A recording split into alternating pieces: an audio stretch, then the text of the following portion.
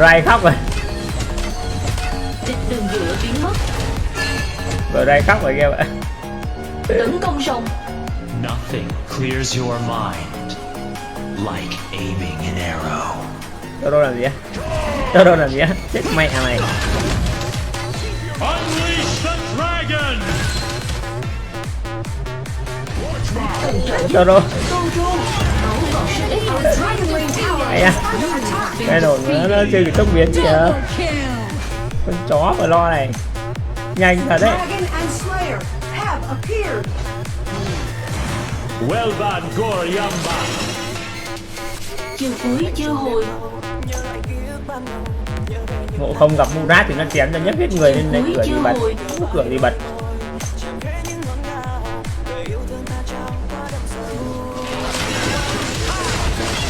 Này thì van heo với chúng tôi. Bỏ đi mà làm người.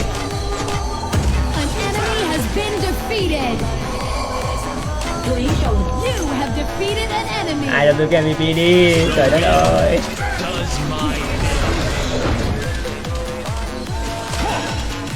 Rồi phải được MVP cô mới lên được cục vàng nhưng không MVP là khó lên đó.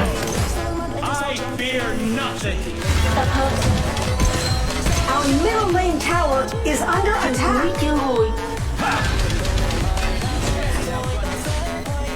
Unleash the dragon. Slayer has been Chiều cuối sẵn sàng.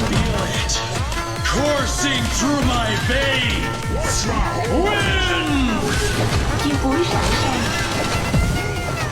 Fly. Chiều cuối sẵn sàng. Tôi áp này. Để mạng đấy nhá, để mạng đấy nhá.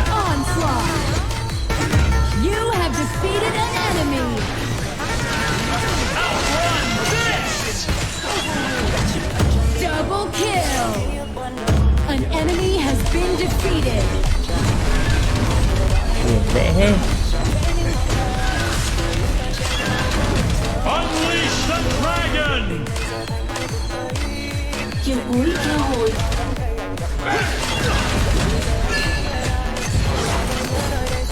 It's not about the top. Heed my call.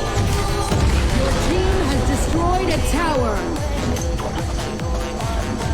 the iron defense line has disappeared. Send in the ballista.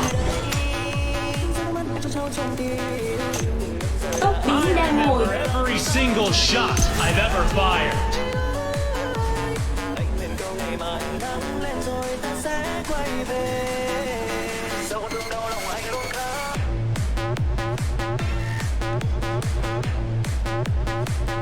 Lo được cho em nhá. Nothing clears your mind like aiming an arrow.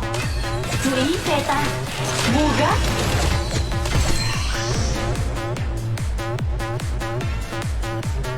An enemy has been defeated. Ultimate. Chiều cuối chưa hồi. Onslaught. Chiều cuối chưa hồi. To the sun! Bring it on!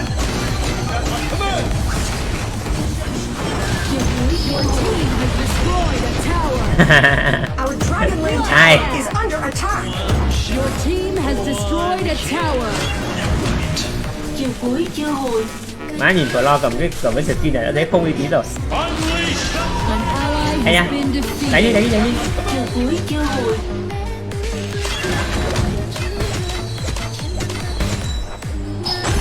Bloodbath.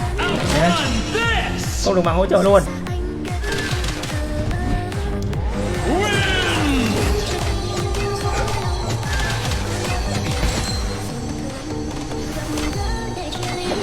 Tập trung sức giao tranh.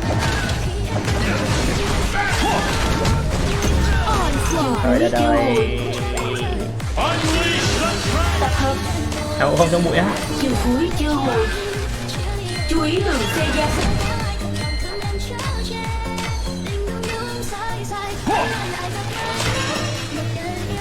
Về. Thằng này áp cả. To the sun!